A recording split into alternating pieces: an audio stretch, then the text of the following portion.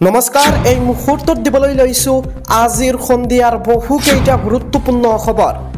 আজি হৈছে 12 আগষ্ট আৰু এই ধৰণৰ খবৰসমূহ নিতৌ চাবৰ বাবে চেনেলটো সাবস্ক্ৰাইব কৰি ভিডিঅ'টোত এটাকৈ লাইক কৰি দিব।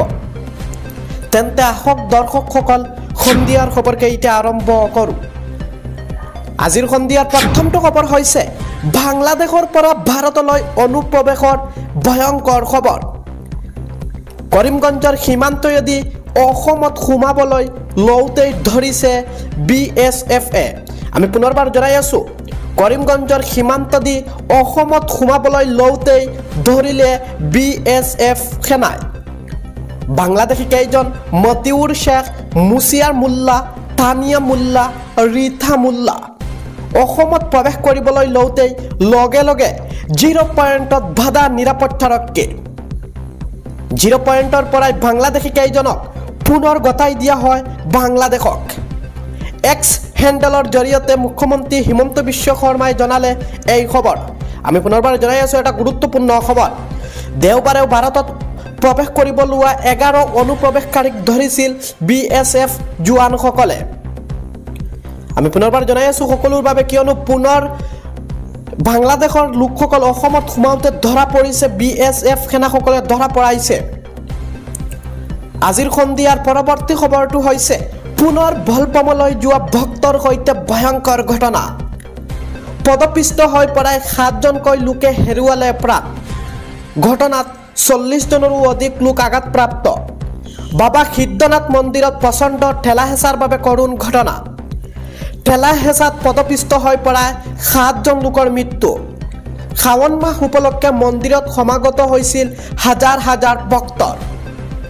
বিহাৰৰ বাবা সিদ্ধনাথ মন্দিৰত সংঘটিত হয় ভয়ংকৰ ঘটনা। পুনৰ ৰাজ্য জোকাৰি যোৱা ভয়ংকৰ এই দুৰ্ঘটনা। আমি পুনৰবাৰ জনাই আছো পৰৱৰ্তী খবৰটো হৈছে ৰাজ্য জোকাৰি গৈছে ভয়ংকৰ দুৰ্ঘটনাই। ট্ৰাক চালকৰ দৌৰাত্মৰ বাবে 6জন লোকৰ সৈতে শোকাবহ ঘটনা। একেখন ট্ৰাকে দুটাইত মহতিয়ালে 6জনকৈ লোকক। ট্ৰাকৰ খুন্দাত বলবমলৈ যোৱা 4জন ভক্তৰ কৰোণ মৃত্যু। কোকৰাঝাৰৰ বিষয়মুৰি কচু গাঁৱতে ভয়ংকৰ ঘটনা।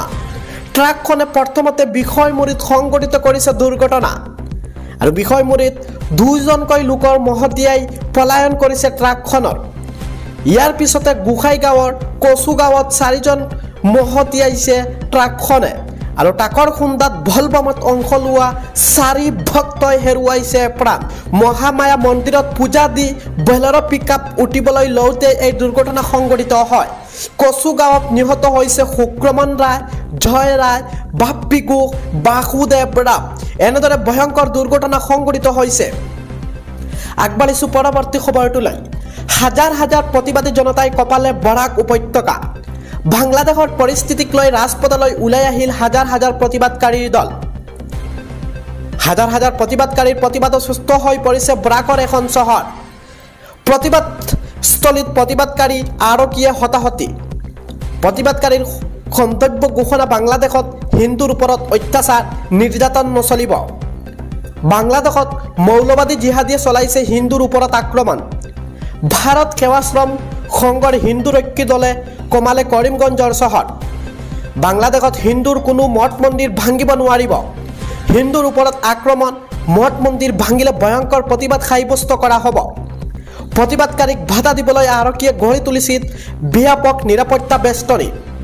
কৰিমগঞ্জ বজাৰৰ সন্মুখত হিন্দু ৰক্ষী দলৰ চলোৱা বাংলাদেশ কাৰ্যসূচী। হাজাৰ হাজাৰ প্ৰতিবাদী জনতাই কঁপাইছে বৰাকৰ উপত্যকা, কিয়নো বাংলাদেশৰ পৰিস্থিতিক লৈ ৰাজপথলৈ ওলাই আহিল হাজাৰ হাজাৰ প্ৰতিবাদকাৰীৰ দলসকল। দৰ্শকসকল, যদি ভিডিঅ'টো ভাল লাগিছে লাইক কমেণ্ট কৰিব, লগতে কোনখন জিলাৰ পৰা চাই আছে সেয়াও কমেণ্টত মতামত জনাবলৈ নাপাহৰিব।